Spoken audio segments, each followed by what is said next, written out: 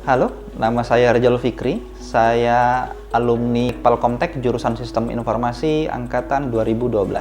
Saat ini saya bekerja di Kiskas, sebuah perusahaan B2B yang berfokus pada software as a service. Jadi beberapa produk diantaranya itu ada platform multi-channel untuk messaging seperti di Facebook, WhatsApp, Line, dan lain sebagainya. Saya di sana bertugas sebagai Head of Solution Support. Tugasnya adalah menghandle kalau klien ada isu-isu technical, nah itu saya harus memberikan solusi terbaik untuk klien-klien tersebut.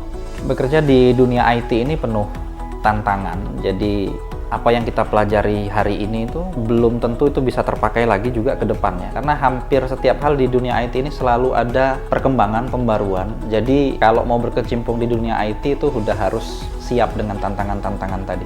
Alasan dulu kenapa memilih kuliah di Palkomtek, kebetulan dulu saya sendiri alumni program 1 tahun Palkomtek, jadi udah tahu sistem belajarnya di Palkomtek yang 100% praktek, 100% internet. Jadi saya pikir harusnya di STEMIC-nya juga masih menerapkan sistem belajar yang sama, jadi saya rasa cocok dan akhirnya milih Palkomtek. Oke, ini tips untuk calon-calon mahasiswa baru di Palkomtek.